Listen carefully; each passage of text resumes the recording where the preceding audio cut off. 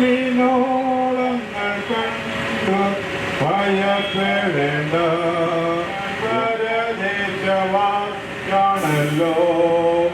എന്റെ ദേശം ഇവിടെ ദേശവാസിയാണല്ലോ അക്കരെയാണ് എന്റെ ശാശ്വത നാട് അവിടെ നീക്കൊരുക്കും. ഇന്ന് ഇങ്ങനെ ഒരു പരിപാടി ഇവിടെ സംഘടിപ്പിക്കുവാനായിട്ട് കഴിഞ്ഞ ഒരാഴ്ചയായിട്ട് നിരന്തരം തിരുവനന്തപുരം തൊട്ട് എല്ലാ മേഖലകളിലും ഞങ്ങൾ ഒരുമിച്ച് ഇടങ്ങളിൽ പോവുകയും ആളുകളോട് സംസാരിക്കുകയും ഇന്ന് രാവിലെയും വളരെ വേദനയോടുകൂടി പറഞ്ഞു ആളുകൾ കുറവാണ്, നമ്മൾ എന്തു ചെയ്യും? അപ്പോഴും ഞാൻ പറഞ്ഞു ആളിന്റെ എണ്ണത്തിലല്ല, മറിച്ച് ഒരാൾ മതി ഈ രാജ്യത്തിന്റെ സ്വാതന്ത്ര്യത്തിന് വേണ്ടി വളരെ കുറച്ച് ആളുകൾ അവരുടെ പോരാട്ടത്തിന് വേണ്ടി അവരുടെ ഇച്ഛാശക്തിയോടുകൂടി പ്രവർത്തിച്ചെങ്കിൽ ഈ രാജ്യം ഇന്ന് നേരിടുന്ന ഏറ്റവും വലിയ സ്വാതന്ത്ര്യം എന്ന് പറയേണ്ടത് ഈ ലഹരിയിൽ നിന്നുള്ള ഉപഭോഗത്തിൽ നിന്നുള്ള സ്വാതന്ത്ര്യമാണ് വേണ്ടത്. എന്തുകൊണ്ടാണ് സ്വാതന്ത്ര്യം മനുഷ്യരിൽ നിന്ന് നഷ്ടപ്പെട്ടു പോകുന്നതെന്ന് നാം ഓർത്തിരിക്കേണ്ടത് ആവശ്യമാണ്. സ്വാഭാവികമായും മാനസികമായ ബലഹീനതകളാണ് മനുഷ്യന്റെ സ്വാതന്ത്ര്യം നഷ്ടപ്പെടുത്തുന്നത്. ആ മാനുഷിക ബലഹീനതകളാണ് ലഹരിയിലേക്കും മദ്യത്തിലേക്കും മനുഷ്യനെ കൊണ്ടെത്തിക്കുന്നത്. അതിന് ഉത്തരവാദി എന്ന് പറയുന്നത് സമൂഹവും കുടുംബവും എല്ലാമുണ്ട്. മനുഷ്യൻ ഉൾപ്പെടുന്ന സമൂഹം മുഴുവനുമുണ്ട്.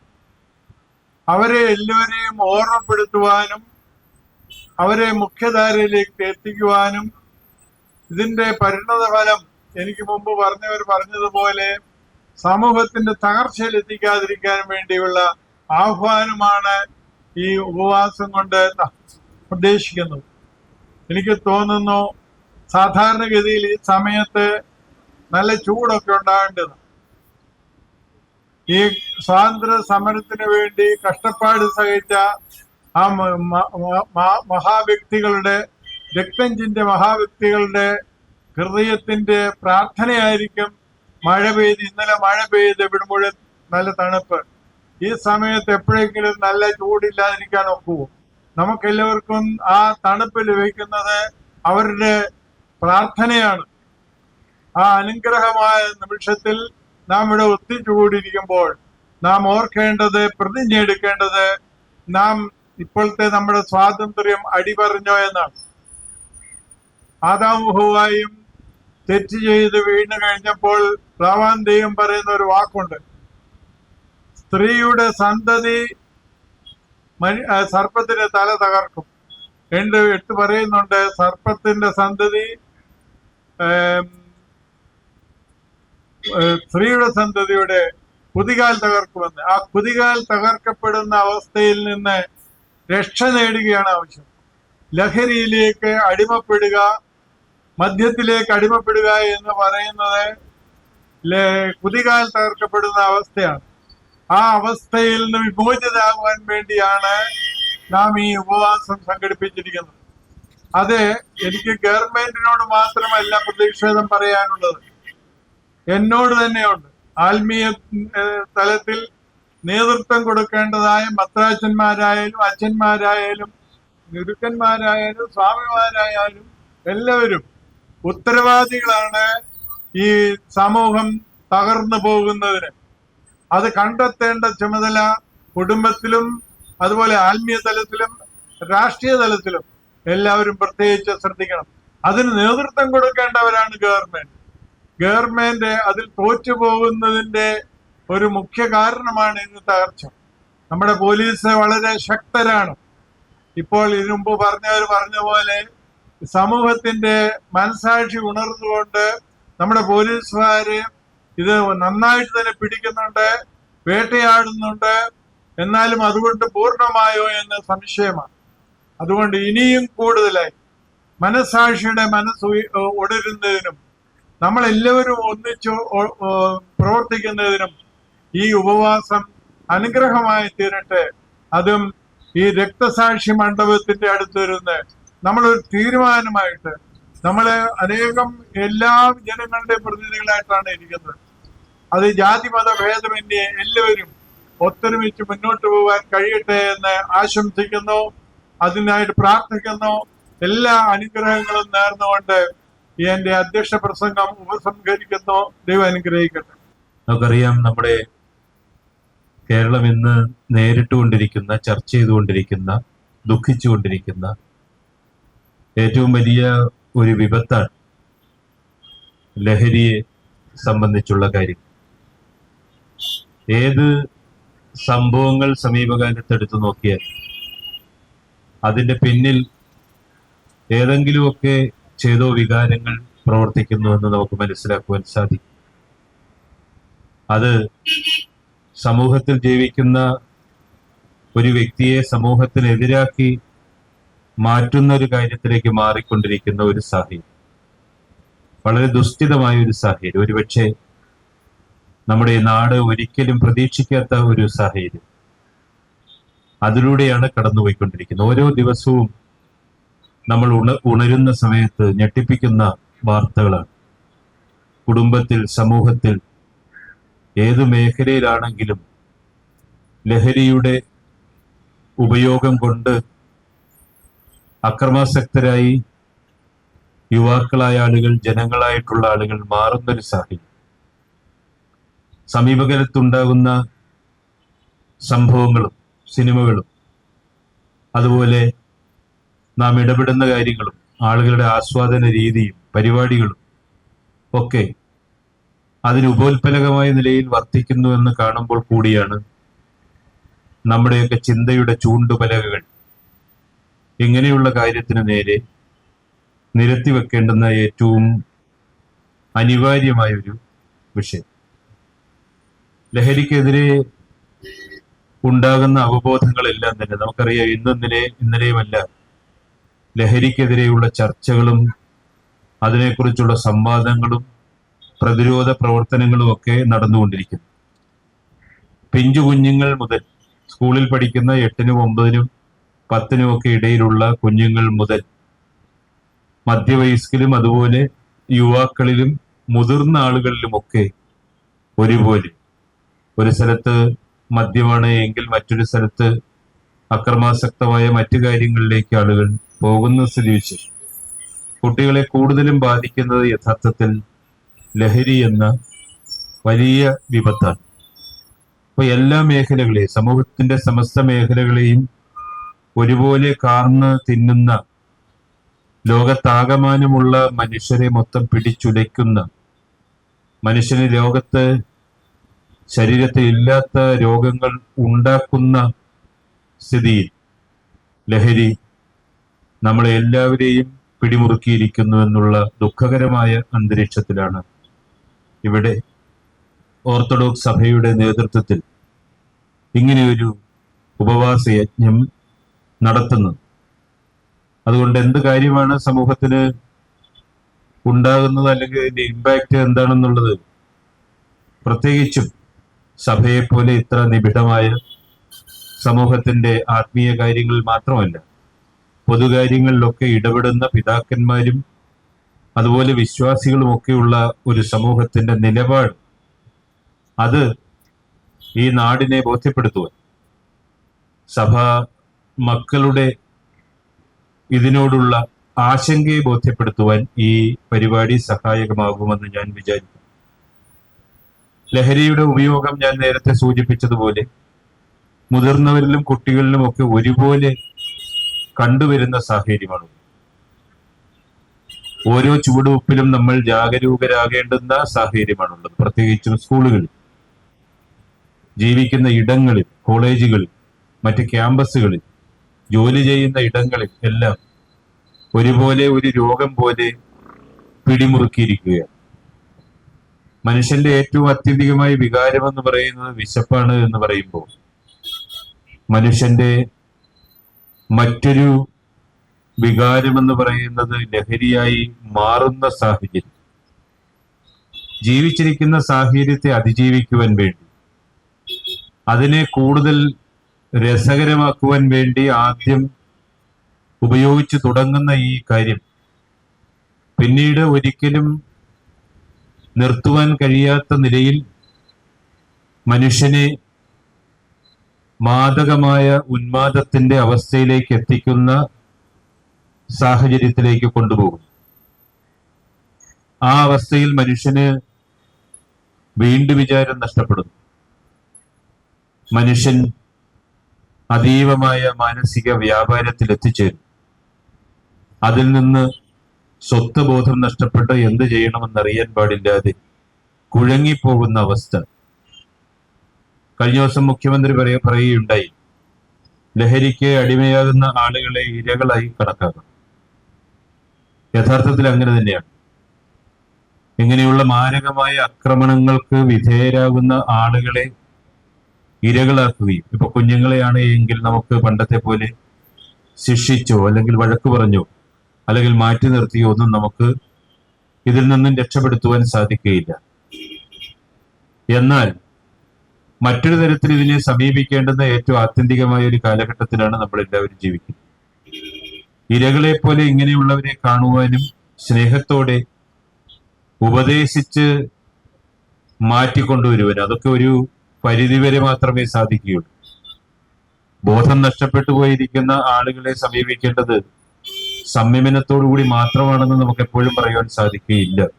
അപ്പോ പല പ്രകാരങ്ങളിൽ ചിതറിയിരിക്കുന്ന ഈ മാനസികാവസ്ഥയെ കൂട്ടി യോജിപ്പിച്ച് അല്ലെങ്കിൽ കൂട്ടിച്ചേർത്ത് ഉടഞ്ഞു പോകുന്ന മൺകുടത്തെ എങ്ങനെ തിരിച്ചു പഴയ രൂപത്തിലാക്കുന്നത് പോലെ ജനങ്ങളെ സ്വത്ത് വിചാരത്തിലേക്ക്, സമാധാനത്തിലേക്ക്, സംയമനത്തിലേക്കൊക്കെ തിരിച്ചു കൊണ്ടുവരുവാനുള്ള ശ്രമങ്ങൾ നമ്മുടെ ഇടയിൽ നിന്നുണ്ടാകും. ഗവൺമെന്റ് അല്ലെങ്കിൽ അങ്ങനെയുള്ള സംവിധാനങ്ങളും ക്രമസമാധാന സംവിധാനങ്ങളും ഒന്നും മാത്രം വിചാരിച്ചാൽ ഇതിന് എപ്പോഴും അറുതി വരുത്തുവാൻ സാധിക്കുകയില്ല.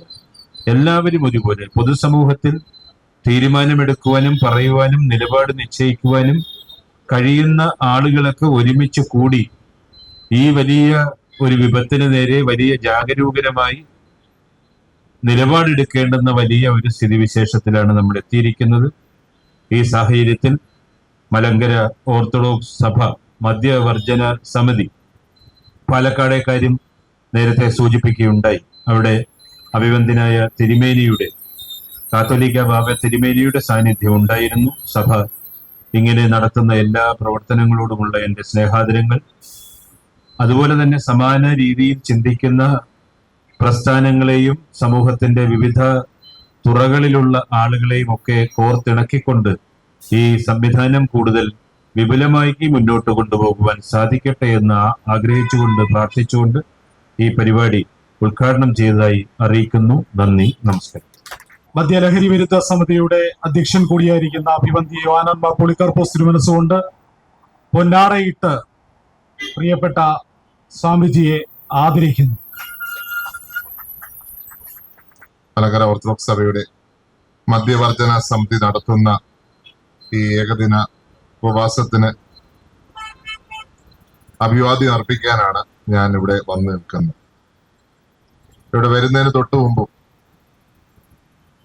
ഇന്ന് വളർന്നു വരുന്ന ഡ്രഗ്സിനെതിരെ ഒരു പോരാട്ടം എന്ന രീതിയിൽ സ്പോർട്സിനെ ഉപയോഗിക്കണം എന്ന് വിശ്വസിക്കുന്നയാളാണ്.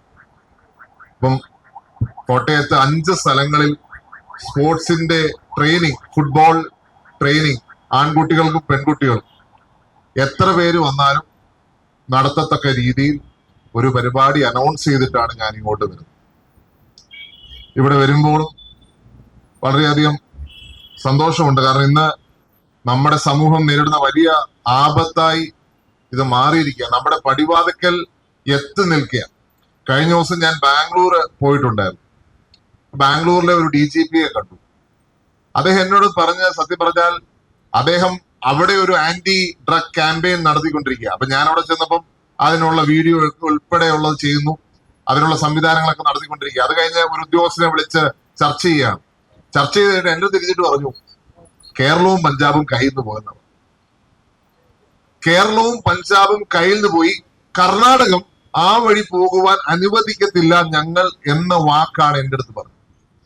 അപ്പൊ നമുക്കറിയാം എത്ര ഗ്രേവ് സിറ്റുവേഷൻ ആണ് നമ്മുടെ നാടിൻ്റെത് എന്നുള്ളത് നമുക്ക് നിസ്സംശയം പറയാൻ പറ്റുന്ന ഒരു കാര്യമാണ്.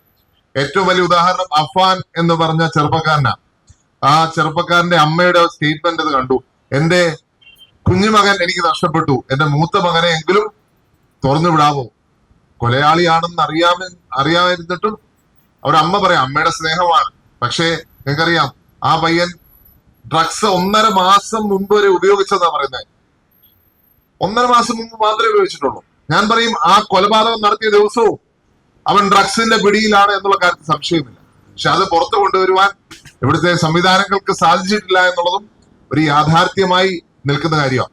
കഴിഞ്ഞ ദിവസം ഞാൻ എന്റെ മണ്ഡലത്തിൽ പുതുപ്പള്ളിയിൽ ഒരു കുട്ടി വീട്ടിൽ നിന്ന് വന്നിട്ട് ഉറക്കം എഴുന്നേൽക്കുന്നില്ല. മണിക്കൂറുകൾ ശ്രമിച്ചിട്ടും കുട്ടി എഴുന്നേൽക്കുന്നില്ല. 12 ദിവസം ICUവിൽ കിടത്തേണ്ടി വന്നു. ഞാൻ വീട്ടിൽ ചെന്ന് കാണുമ്പോൾ ആ കുട്ടിക്ക് ഹൈ ബ്ലഡ് പ്രഷറിന്റെ അസുഖമാണ്. ആ കുട്ടിയെ ഇപ്പം മരുന്ന് വലിയ ആൾക്കാർ, പ്രഷറുള്ള ആൾക്കാർ കഴിക്കുന്ന മരുന്ന് കൊടുത്ത് ഇരുത്തിയിരിക്കുക. ആ കുട്ടിക്ക് എന്താ പറ്റിയെന്ന് വെച്ചാൽ ആ കുട്ടി തലേദിവസം ഒരു ക്ലാസ്സിൽ പോയി, 10ാം ക്ലാസ്സുകാർ തലേദിവസം വന്നൊരു ക്ലാസ്സിൽ പോയി അവിടെ ഇരുന്നൊരു മുട്ടായി കഴിച്ചു. അതിനുശേഷമാണ് കുട്ടി എഴുന്നേക്കാത്തത്. പക്ഷെ പോലീസ് അതിന് വേണ്ട ഉത്തരവാദിത്തം ചെയ്തില്ല എന്നുള്ളതാണ് എന്റെ ആക്ഷേപം. അപ്പൊ ഇങ്ങനെ ഒരു സാഹചര്യം നമ്മുടെ കേരളത്തിൽ നിലനിൽക്കുന്നു. അത് നമുക്ക് അനുവദിച്ചു കൊടുക്കാൻ സാധിക്കും. പ്രത്യേകിച്ച് നമ്മുടെ തീരപ്രദേശങ്ങൾ അതൊക്കെ ശ്രദ്ധിക്കേണ്ട സാഹചര്യമായി ഇന്ന് വന്നിട്ടുണ്ട് എന്നുള്ള കാര്യത്തിൽ യാതൊരു സംശയവുമില്ല. ഇവിടെ വളരെ പ്രസക്തമായ ഒരു കാര്യമാണ് ഇന്ന് ഓർത്തഡോക്സ് സഭയുടെ നേതൃത്വത്തിൽ, അതിന്റെ സഭയുടെ മധ്യവർജന സമിതി തന്നെ, അഭിവന്ധ്യ പ്രസിഡന്റ് നേതൃത്വത്തിൽ തന്നെ, തിരുമനസിന്റെ നേതൃത്വത്തിൽ തന്നെ ഇവിടെ ഈ ഉപവാസം നടത്തുമ്പോൾ അത് കേരളത്തിന് കൊടുക്കുന്ന വലിയ സന്ദേശമാണ്. കേരളത്തിലെ ചെറുപ്പക്കാർക്ക് കൊടുക്കുന്ന വലിയ സന്ദേശമാണ്. നമ്മുടെ നാടിന്റെ ഏതൊരു ആവശ്യത്തിനും സഭയുണ്ട് എന്നുള്ള വലിയൊരു സന്ദേശം കൂടി അവിടെ കൊടുക്കുക.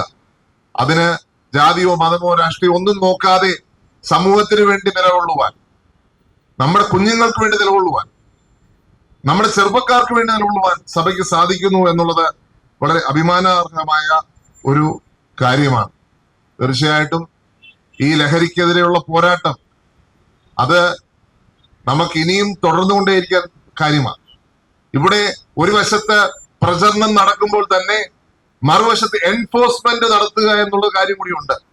നിയമം ഉണ്ടായാൽ മാത്രം പോരാ, നിയമം എൻഫോഴ്സ് ചെയ്യപ്പെടണം, നിയമം നടപ്പിലാക്കപ്പെടണം. പേരിന് വേണ്ടി നമുക്ക് വേണമെങ്കിൽ നിയമം എഴുതി വെക്കാം, പക്ഷെ അതിന്റെ പ്രാക്ടിക്കാലിറ്റിയിലേക്ക് കൊണ്ടുവരണമെങ്കിൽ സർക്കാരും സംവിധാനങ്ങളും, അതുപോലെ തന്നെ ഇന്ന് സർക്കാർ മാത്രം വിചാരിച്ചാൽ പോരാ, ഇതുപോലെ ഓരോ സംഘടനകളും, വിദ്യാർത്ഥി സംഘടനകൾ, യുവജന സംഘടനകൾ, രാഷ്ട്രീയ പാർട്ടികൾ, resident welfare associations, PTAs, colleges, schools എല്ലാം അവയർനെസ് ഉണ്ടാക്കി മുന്നോട്ട് വന്നേ മതിയാവത്തുള്ളൂ. കഴിഞ്ഞ ദിവസം ഒരു പോലീസ് ഉദ്യോഗസ്ഥൻ ഒരു കഥ പറയുന്നത് കേട്ടു. 13 വയസ്സുകാരി കുട്ടി, ആ കുട്ടിയുടെ ഐസ്ക്രീമിൽ MDMA കൊടുത്ത് ആ കുട്ടിയെ മയക്കിക്കിടത്തി ഫോട്ടോസ് എടുത്തു. ഫോട്ടോസ് എടുത്തതിന് ശേഷം കരിയർ ആക്കി മാറ്റി. ആ കുട്ടി 10-15 ദിവസത്തിനുള്ളിൽ ആത്മഹത്യ എന്നൊരു കഥ.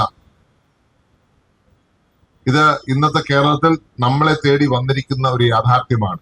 തീർച്ചയായിട്ടും ഈ മഹാവിപത്തിനെതിരെ നമ്മളെല്ലാം മറന്ന് ഒന്നായി നിൽക്കേണ്ട ഒരു സാഹചര്യമാണ്. തീർച്ചയായിട്ടും അതിന് സ്പോർട്സും ഒരു മീൻസ് ആണ്. സ്പോർട്സ് ആണ് ഏറ്റവും വലിയ ആയുധമെന്ന് ഞാൻ വിശ്വസിക്കുന്നു. ഞാൻ MLA ആയപ്പോൾ മുതൽ തീരുമാനിച്ചൊരു കാര്യം പുതുപ്പള്ളി ഒരു സ്പോർട്സിന്റെ സെന്റർ ആക്കണം എന്നുള്ളതാണ്. അതിന് വളരെ പ്രാധാന്യമുള്ളൊരു കാര്യമാണ്. കാരണം നമ്മുടെ കുട്ടികൾക്ക് നമ്മുടെ നാട്ടിൽ കളിക്കുവാൻ കളിസ്ഥലങ്ങളില്ല. നമ്മുടെ തൊട്ടപ്പുറത്ത് ഇവിടെ ഒരു സ്റ്റേഡിയം ഉണ്ട്. ആ സ്റ്റേഡിയത്തിൽ എത്ര പേര് കളിക്കുന്നു നിങ്ങൾ തന്നെ നോക്കൂ. അതിന് തുറന്നു കൊടുക്കുവാനുള്ള സാഹചര്യമുണ്ടോ എനിക്കറിയില്ല. നമ്മൾ വിദേശത്ത് പോയാൽ, ഞാൻ കഴിഞ്ഞ ദിവസം സർവ്വ സമ്മേളനവുമായി ബന്ധപ്പെട്ട് ഇറ്റലിയിൽ പോയപ്പോൾ ഞാൻ അന്നൊരു ഹോട്ടലിൽ താമസിച്ചു. ഞങ്ങളുടെ ചുറ്റും 3 കളിസ്ഥലങ്ങളായിരുന്നു. 3 കളിസ്ഥലങ്ങളിലും ആളുണ്ട്. വിദേശത്ത് ഏത് രാജ്യത്ത് പോയാലും ഏറ്റവും പ്രാധാന്യം കൊടുക്കുന്ന കളിസ്ഥലങ്ങൾക്കാണ്. നമുക്ക് ഇങ്ങനെയുള്ള സംവിധാനം കൂടി ഗെയിംസിനും അതുപോലത്തെ ട്രെയിനിങ് ഉൾപ്പെടെയുള്ള കാര്യങ്ങൾ ഉണ്ടാക്കി കൊടുക്കുവാൻ കൂടി ഇവിടെ താല്പര്യമെടുക്കണം. അവിടെ ഓർത്തഡോക്സ് സഭയുടെ യുവജന പ്രസ്ഥാനത്തിന് വലിയൊരു പങ്ക് വഹിക്കാൻ സാധിക്കുമെന്നാണ് ഞാൻ വിചാരിക്കുന്നത്. അത് ഇതേപോലത്തെ ക്യാമ്പുകളും ഇതേപോലത്തെ ട്രെയിനിങ് സെഷൻസും ഗെയിം സെഷൻസും ഒക്കെ ഓർഗനൈസ് ചെയ്യുവാൻ, സഭയ്ക്കകത്തും സഭയ്ക്ക് പുറത്തുള്ളവരെയും കൂടി ചേർത്ത് വെച്ച് ഗെയിംസ് നടത്തുന്ന സാഹചര്യം ഉണ്ടാക്കിയെടുക്കുവാൻ, ഒപ്പം സാധിക്കുമെങ്കിൽ ടർഫുകൾ ഉണ്ടാക്കിയെടുക്കുവാൻ, ആർക്ക് വേണമെങ്കിൽ വന്ന് കളിക്കാൻ സാഹചര്യം ഉണ്ടാക്കുവാൻ കൂടി പരിശ്രമം ഉണ്ടായാൽ സ്പോർട്സ് ഉപയോഗിച്ച് ഈ വലിയ ആപത്തിനെ നേരിടുവാൻ, തടയുവാൻ സാധിക്കും. ഞാൻ പറഞ്ഞു നേരത്തെ പഞ്ചാബും കേരളവും ഈ രണ്ട് സംസ്ഥാനങ്ങളാണെന്ന് ഈ ഭീകരതയുടെ മുന്നിലുള്ളത്. എന്തുകൊണ്ട് പഞ്ചാബ് എന്ന ചോദ്യത്തിന് മറ്റൊരു ഉത്തരവുമില്ല. ഇന്ത്യയുടെ സൈനിക ശക്തിയുടെ കേന്ദ്രമാണ് പഞ്ചാബ്. ബ്രിട്ടീഷുകാരുടെ കാലം മുതൽ ഇന്ന് വരെ ബ്രിട്ടീഷുകാരുടെ ആർമിയിലും ഇന്ത്യൻ ആർമിയിലും ഏറ്റവും വലിയ പങ്ക് വഹിക്കുന്ന ഒരു പ്രസ്ഥാനം അല്ലെങ്കിൽ സംസ്ഥാനം പഞ്ചാബാണ്. ആ പഞ്ചാബിലെ യുവതയുടെ ശക്തിയെ തകർക്കുക എന്ന ലക്ഷ്യം എന്റെ പുറകിലുണ്ടോ എന്ന് സംശയം. അത് തന്നെയാണ് കേരളത്തോടും ചെയ്ത് ഞാൻ പറയും. കേരളത്തിലെ ചെറുപ്പക്കാർ ലോകമെമ്പാടും പോയി മാറ്റങ്ങൾ കൊണ്ടുവരുന്നവരാ. ലോകത്തെ ഏത് ഭരണാധികാരിയുടെ ഓഫീസിൽ പോയാലോ അല്ലെങ്കിൽ മന്ത്രി കൂടത്തിലോ പാർലമെന്റിലോ ഇന്ന് മലയാളികളുണ്ട്. അങ്ങനെ കർമ്മശേഷിയുള്ള കർമ്മനിരതരായിരിക്കുന്ന ചെറുപ്പക്കാരെ തകർക്കുവാൻ ഇന്ത്യയുടെ ഇന്റലക്ച്വൽ ക്യാപിറ്റൽ ആയിരിക്കുന്ന ഈ സംസ്ഥാനത്തിന്റെ ചെറുപ്പക്കാരെ തകർക്കുവാനുള്ള ശ്രമം എങ്ങനെയാണോ പഞ്ചാബിനെ തകർക്കാൻ ശ്രമിക്കുന്ന പോലെ കേരളത്തെയും തകർക്കുവാനുള്ള ശ്രമം ഇവിടെ ഉണ്ടോ എന്ന് സംശയിക്കേണ്ടിയിരിക്കുന്നു. അതുകൊണ്ട് ഈ നാടിന്റെ നന്മയ്ക്ക് വേണ്ടിയും ഈ നാടിന്റെ ക്ഷേമത്തിന് വേണ്ടിയും നമ്മളെല്ലാം മറന്ന് ഒറ്റക്കെട്ടായി തീരുവാൻ, അതിന്റെ രാഷ്ട്രീയമോ പ്രത്യേകിച്ച് ഒന്നും നോക്കേണ്ട കാര്യമില്ല. ഇത് നമ്മുടെ ചെറുപ്പക്കാരുടെ കാര്യമാണ്, നമ്മുടെ കുഞ്ഞുങ്ങളുടെ കാര്യമാണ്. നമ്മുടെ നാട്ടിലെ ഓരോ മാതാപിതാവും ജീവിക്കുന്നത് അവരുടെ കുഞ്ഞുങ്ങൾക്ക് വേണ്ടിയാണ്. അവരുടെ കുഞ്ഞുങ്ങളില്ലെങ്കിൽ അവരില്ല എന്നുള്ള മട്ടിലാണ്. അപ്പൊ തീർച്ചയായിട്ടും അതുകൊണ്ട് നമ്മുടെ കുഞ്ഞുങ്ങൾക്ക് വേണ്ടി നടത്തുന്ന ഈ വലിയ ധർമ്മസമരം, ആ ധർമ്മസമരത്തിന് നേതൃത്വം കൊടുക്കുന്ന അഭിനന്ദ തിരുമനസിനെയും പ്രത്യേകമായി അഭിനന്ദിച്ചുകൊണ്ട് ഞാൻ എന്റെ വാക്കുകൾ ചുരുക്കുന്നു. നന്ദി, നമസ്കാരം. ഇന്നത്തെ ഏറ്റവും പ്രസക്തമായ ഒരു വിഷയത്തിലാണ് ഇന്നിവിടെ ഉപവാസം നടക്കുന്നത്. അതിനുള്ള ആശംസകൾ ആദ്യം തന്നെ അറിയിക്കുകയാണ്. ഇന്ന് നാം ചുറ്റുവട്ടം നോക്കുകയാണെങ്കിൽ ഇന്ന് നമ്മുടെ സമൂഹത്തിൽ നടക്കുന്ന പല കാര്യങ്ങളും നമുക്ക് ചിന്തിക്കാനും മനസ്സിലാക്കാനും കഴിയുന്നതിനപ്പുറമായ കാര്യങ്ങളാണ് നമുക്ക് കാണാൻ സാധിക്കുന്നത്. സ്വന്തം അമ്മയെ, സ്വന്തം അനുജനെ ഒരു ദാക്ഷിണ്യവുമില്ലാതെ വളരെ ക്രൂരമായ രീതിയിൽ കൊലപ്പെടുത്തുക, അങ്ങനത്തെ നമുക്ക് ഒരിക്കലും നമ്മുടെ മനസാക്ഷിക്ക് നാം വളർന്ന ഇവിടെ ഇരിക്കുന്ന ഓരോരുത്തരും നാം വളർന്ന രീതിയിൽ നമ്മൾ കണ്ടിട്ടില്ലാത്ത കാര്യങ്ങളാണെന്ന് സംഭവിച്ചുകൊണ്ടിരിക്കുന്നത്. ഇതിൻ്റെ എല്ലാ വീടുകളിൽ സമാധാനമില്ല, എല്ലായിടത്തും പ്രശ്നങ്ങളാണ്. ഇതിൻ്റെ എല്ലാം അടിത്തട്ട് ഒറ്റ ഫാക്ടർ മാത്രമേ ഉള്ളൂ, ലഹരി. ആ ലഹരി എന്ന ബേസ് റീസണിലാണ് ഇതെല്ലാം ഇരിക്കുന്നത്. നമുക്ക് എന്ത് ചെയ്യാൻ സാധിക്കും? നാളത്തെ സമൂഹത്തെ, നമ്മുടെ മക്കൾ, അവരുടെ അടുത്ത നെക്സ്റ്റ് ജനറേഷനോട് ആയിക്കഴിഞ്ഞാൽ നമ്മൾ ഇന്നത്തെ പോലെ ഇവിടെ കാണുമോ എന്നുള്ളത് തന്നെ സത്യമാണ്. ഇന്നിപ്പം എനിക്കൊരു മകനാണുള്ളത്. മകനെ എങ്ങനെ സ്കൂളിലേക്ക് വിടും? വൈകിട്ട് അതുപോലെ തന്നെ തിരിച്ചു വരുമോ എന്നിവിടെ ഇരിക്കുന്ന ഓരോ പേരൻസിനും ആ ഒരു ടെൻഷൻ കാണും. അങ്ങനെയാണ് സമൂഹം മാറിക്കൊണ്ടിരിക്കുന്നത്. എന്ത് നമുക്കതിന് ചെയ്യാൻ സാധിക്കും?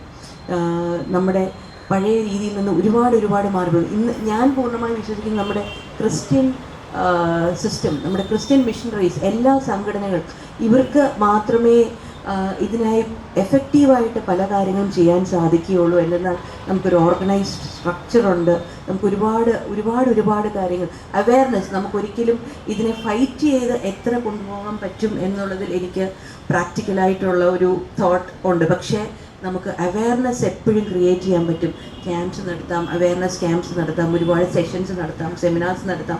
കുട്ടികളിലേക്ക് അവർക്ക് അവെയർനെസ് കൊടുക്കുക മാത്രമേ നമുക്ക് ഇതിലൊരു മാർഗമുള്ളൂ. പ്ലസ് അവരുടെ ഇൻട്രസ്റ്റ് തിരിച്ചുവിടുക, അവരെ എന്തിനെങ്കിലേക്കും ഫോക്കസ് ചെയ്യിക്കാൻ ശ്രമിക്കുക. പിന്നെ ഞാൻ പലയിടത്തും പറഞ്ഞിട്ടുള്ള ഒരു കാര്യം, നമ്മളൊക്കെ സ്കൂളിൽ പഠിക്കുന്ന കാലത്ത് മോറൽ സയൻസ് എന്ന് പറഞ്ഞ സബ്ജക്റ്റ് ഉണ്ട്.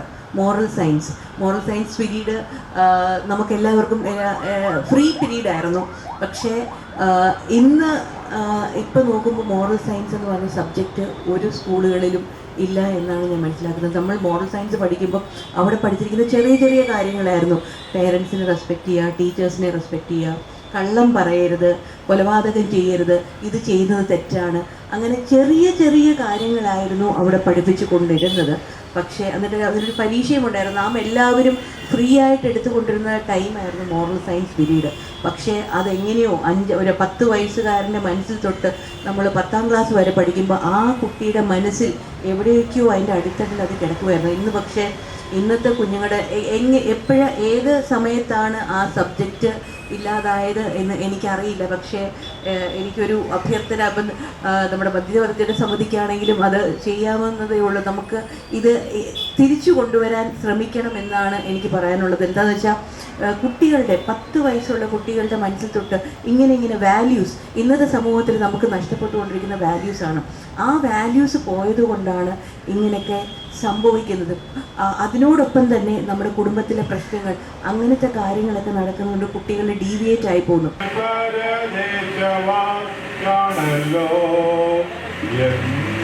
ോ